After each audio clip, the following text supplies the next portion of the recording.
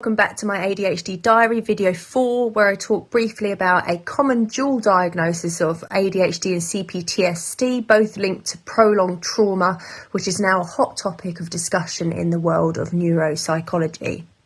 So I have this dual diagnosis of ADHD and CPTSD, and looking back, these conditions have shaped my life in so many ways, both in adulthood and throughout my childhood. Its effects have often been negative, leaving me with struggles I didn't fully understand until much later.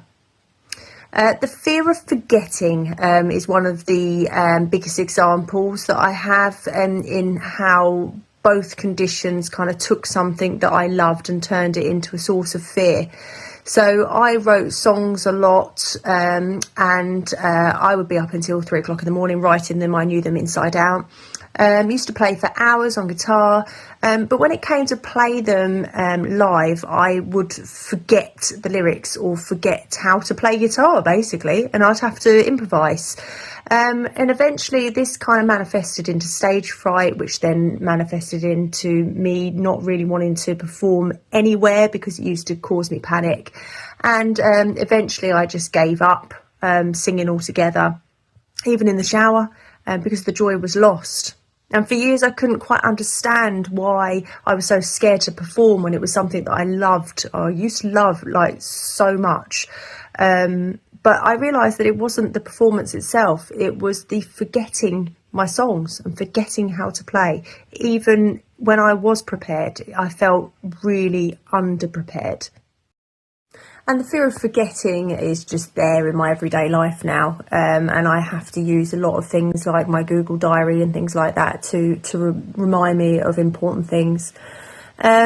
So ADHD CPTSD doesn't just affect the mind, it also affects the body. So my immunity is poor, and before I started taking vitamins, I constantly had colds that would last weeks and weeks, leaving me feeling run down most of the time. I've also had lifelong digestive issues, which is both likely to be to do with the metabolic dysfunction that I've been banging on about lately.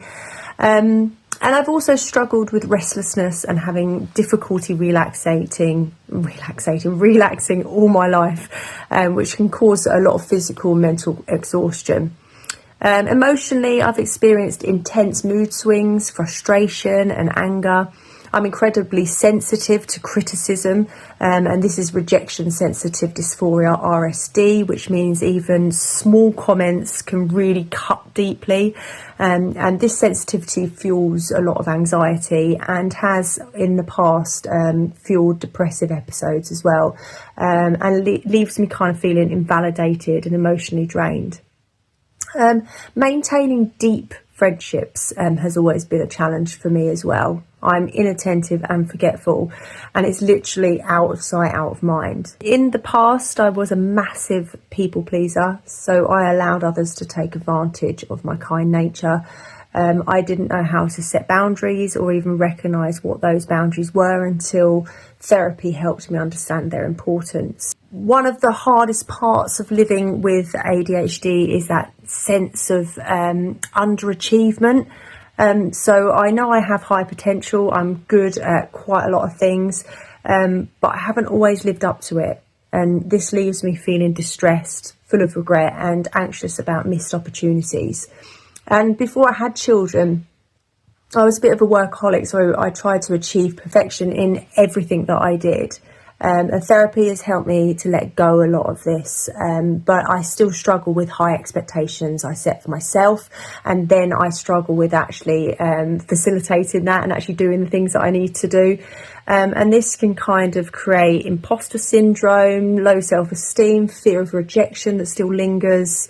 And it's not so much a fear of failure, it's more about what other people will think of what I haven't achieved, which is usually all in my head, of course. I do still feel constantly like I'm behind compared to a lot of other people, and this kind of like makes me, think about all the things that I haven't done in my life. Looking back at my childhood, the signs of ADHD were definitely there, and CPTSD definitely in my late teens, but obviously I didn't understand them at the time. I allowed people, as I said before, to take advantage of my kind nature, and I felt things really, really deeply. So I hyper-focused on relationships. I became codependent and completely lost sight of myself. I had no boundaries or self-care, and I internalized everything. So I convinced myself that there was something inherently wrong with me. I never felt good enough, even though I had friends and I had like lots of groups of friends, and often I was with the popular kids and stuff at school, but I never felt like I belonged there. To cope with sort of my emotions, I started smoking weed and drinking at the age of 13, because I guess I just didn't know how to handle what I was feeling or what I was thinking. And I was definitely depressed between the ages of 16 and 20. So ADHD CPTSD has impacted basically every part of my life. There's so much I can't even say on one reel. But relationships, my self-esteem, health, sense of identity, and understanding it now has been a revelation, because it's helped me to piece together why I felt the way I have and the way I behaved.